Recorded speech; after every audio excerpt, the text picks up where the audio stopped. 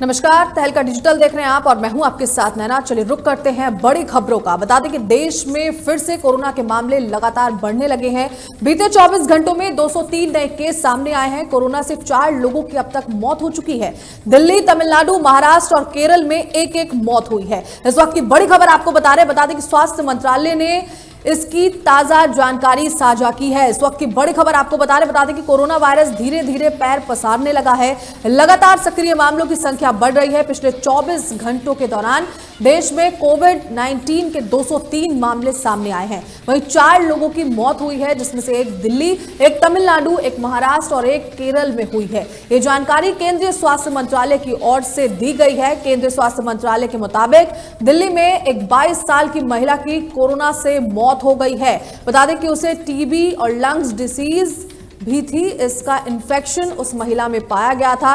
वहीं तमिलनाडु में 25 वर्षीय पुरुष की मौत की पुष्टि हुई है। इस वक्त की बड़ी खबर आपको बता दें कि कोरोना से लगातार मौत हो रही है। महाराष्ट्र में कोरोना से मरने वाले मरीज की उम्र 44 साल बताई जा रही है। मंत्रालय के मुताबिक देश भर में अभी कोरोना के 3,961 मामले एक्टिव हैं। वहीं पिछले 24 घंटों के दौरान 370 मरीज ठीक हो गए हैं। अगर मौतों के आंकड़ों की बात की जाए तो इस साल 32 लोगों की जान कोरोना की वजह से चली गई है। इस वक्त की बड़ी अपडेट, बड़ी खबर आपको बता रहे हैं। हालांकि कोविड-19 के ज्यादातर नए मरीज घर पर ही देखभाल के लिए हैं और स्वास्थ्य अधिकारियों का कहना है कि घबराने की अभी फिलहाल उतनी जरूरत नहीं है। लेकिन कोरोना के बढ़ते मामलों को देखते हुए कई राज्यों और केंद्र शासित प्रदेशों ने सरकारी और निजी अस्पतालों से बिस्तर, ऑक्सीजन, एंटीबायोटिक्स और अन्य दवाओं के मामले में तैयारी सुनिश्चित करने के लिए एडवाइजरी जारी कर दी है। जी हां, इस वक्त का बड़ा अपडेट आपको दे रहे हैं। अधिकारियों ने लोगों से ना घबराने की अपील की है। साथ ही साथ आपको बता दें कि देखिए, जो कोरोना के मामले लगातार बढ़ रहे हैं, कोरोना जो है अब लगातार अपने पैर पसार रहा है। बता दें कि अधिकांश मामले हल्के प्रतीत हो रहे हैं, लेकिन फिर भी एडवाइजरी जारी कर दी गई है और लोगों को सतर्क रहने की हिदायत लगातार दी जा रही है।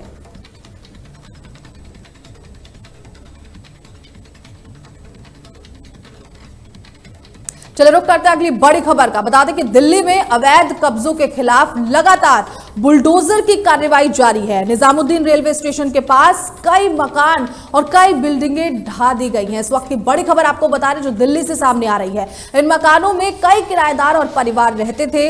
विपक्ष ने सरकार की कार्रवाई को लेकर अब नाराजगी जताई है। तमिलनाडु सरकार ने मद्रासी कैंप के लोगों को सहायता देने की घोषणा कर दी है।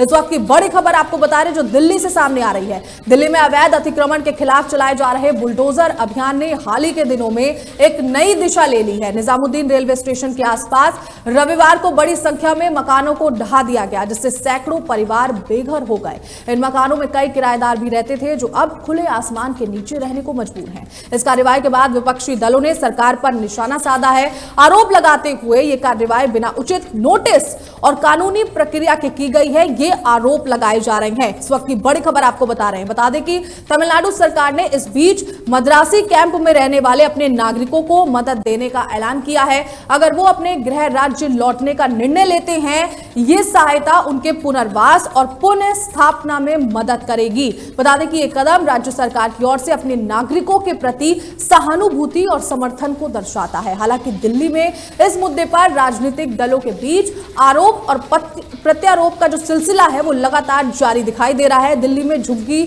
बस्ती तोड़ने को लेकर आम आदमी पार्टी के प्रदेश अध्यक्ष सौरभ भारद्वाज ने भी सीएम रेखा गुप्ता पर निशाना साधा है। उन्होंने कहा कि कल दिल्ली के मुख्यमंत्री ने कहा था कि किसी झुग्गी बस्ती को तोड़ा नहीं जाएगा और आज ही बारपुरा मद्रासी कैंप को बुलडोजर से उजाड़ दिया गया है। हजारों लोगों के सर से छत छीन ली गई है। इस वक्त की बड़ी खबर आपको बता रहे जो सीधा दिल्ली से सामने आई है। बता दें कि विपक्ष ने सरकार की इस कार्रवाई को लेकर बेहद नाराजगी जताई है। तमिलनाडु सरकार ने मद्रासी कैंप के लोगों को सहायता देने की घोषणा कर दी है।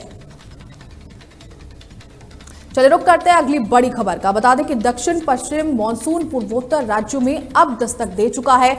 मानसून की पहली बारिश ने हर जगह तबाही मचा दी है। खतरे के निशान से ऊपर 10 नदियां बह रही हैं। असम, अरुणाचल प्रदेश समेत कई राज्यों में बाढ़ जैसे हालात बन गए हैं और भूस्खलन की स्थिति बनने लगी है। लोगों का जनजीवन इससे प्रभावित होता नजर आ रहा है। इस वक्त की बड़ी खबर आपको बता दें कि दक्षिण पश्चिम मानसून ने पूर्वोत्तर भारत में दस्तक दे दी है, जिसके कारण असम, असम, अरुणाचल प्रदेश, मिजोरम, त्रिपुरा और मणिपुर जैसे राज्यों में मूसलाधार बारिश हो रही है। बाढ़ और भूस्खलन की स्थिति उत्पन्न हो गई है। असम के कछार जिले में बाराक नदी का जलस्तर बढ़ गया है। बता दें कि ये 19 से 21 मीटर तक पहुंच गया है, जिससे सिलचर और श्रीभूमि जैसे शहरों में बाढ़ की स्थिति उत्पन्न हो गई है। अरुणाचल प्रदेश की बात करें तो बता दें कि लोअर दिबांग घाटी जिले में भूस्खलन के कारण 14 लोग फंसे थे, जिन्हें भारतीय वायुसेना ने सुरक्षित निकाला है। मिजोरम में भूस्खलन के कारण 17 लोगों की मौत हो गई है और कई अन्य घायल बताए जा रहे हैं। त्रिपुरा में सामान्य से 393% से ज्यादा और मणिपुर में 397% से ज्यादा बारिश दर्ज की गई है, जिससे बाढ़ की स्थिति बन चुकी है और हालात बिगड़ने लगे हैं। मौसम वैज्ञानिकों के अनुसार इस वर्ष मानसून की हवाएं सामान्य से भिन्न दिशा में बह रही हैं, जिससे नमी से भरे बादल पूर्वोत्तर भारत में अधिक समय तक रुक सकते हैं।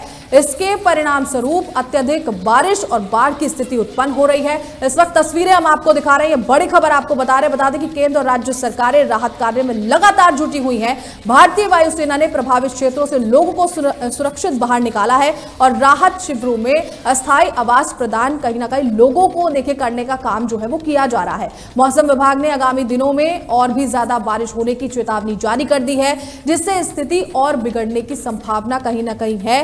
पूर्वोत्तर भारत में बाढ़ की स्थिति को देखते हुए सरकार और नागरिकों को सतर्क रहने की आवश्यकता है। इसके अतिरिक्त जलवायु परिवर्तन के कारण हिमालय ग्लेशियरों का पिघलना शुरू हो गया है, जिसकी वजह से ज्यादा बारिश की घटनाएं बढ़ सकती हैं। इसकी वजह से बाढ़ की घटनाएं बढ़ सकती हैं। स्थिति बेहद सामान्य नहीं रहेगी, गंभीर स्थिति जो है वो बनने के आसार नजर आ रहे हैं।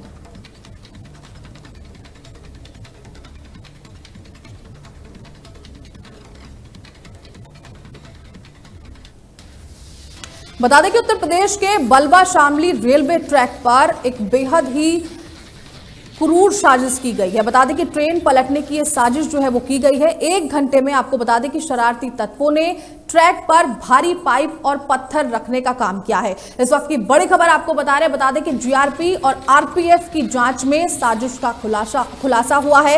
इमरजेंसी ब्रेक लगाकर ट्रेन को रोका गया है। 1 घंटे पहले गुजरी ट्रेन के वक्त पूरी तरीके से रेलवे ट्रैक वो साफ दिखाई दे रहा था, लेकिन कुछ ही देर बाद जब नजारा देखा गया तो इस वक्त तस्वीरों में जिस तरीके से आप देख रहे हैं, ये पत्थर और पाइप रेलवे ट्रैक पर रखने का काम किया गया। इस वक्त की बड़ी खबर आपको बता दें कि उत्तर प्रदेश के शामली जिले में एक बड़ी रेल दुर्घटना को टलने से बचा लिया गया, जब दिल्ली से शामली आ रही पैसेंजर ट्रेन को इमरजेंसी ब्रेक लगाकर रोक दिया गया। यह घटना बलवा और शामली रेलवे स्टेशन के बीच की है, जहां कुछ शरारती तत्वों ने ट्रेन को पटरी से उतारने की गहरी साजिश रची थी।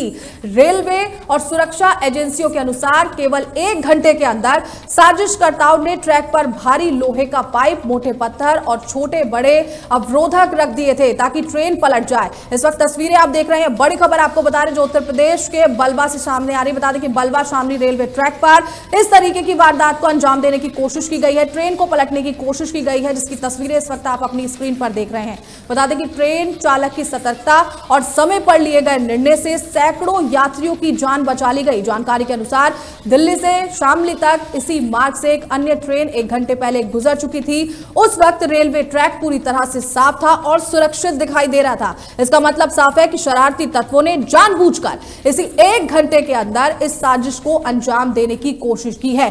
जैसे ही ट्रेन ट्रैक पर पहुंची, चालक को ट्रैक पर कुछ असामान्य गतिविधि दिखी, जिसके बाद उसने तुरंत इमरजेंसी ब्रेक लगाए और ट्रेन को रोक दिया। इसके बाद आरपीएफ, रेलवे सुरक्षा बल और जीआरपी, राजकीय रेलवे पुलिस मौके पर पहुंची। प्रारंभिक जांच में सामने आया कि ट्रैक पर रखे गए पाइप और पत्थरों का उद्देश्य स्पष्ट रूप से ट्रेन को पटरी से उतारना था। तस्वीरें इस वक्त आप अपनी स्क्रीन पर देख रहे हैं, बड़ी खबर आपको बता रहे हैं। ये कोई सामान्य अवरोध नहीं है, बल्कि सुनियोजित तरीके से इन पाइपों को, इन पत्थर को रेल की पटरी पर रखा गया है ताकि तेज गति से आती ट्रेन पलट जाए। इस वक्त की बड़ी खबर आपको बता रहे हैं जो उत्तर प्रदेश से सामने आई है।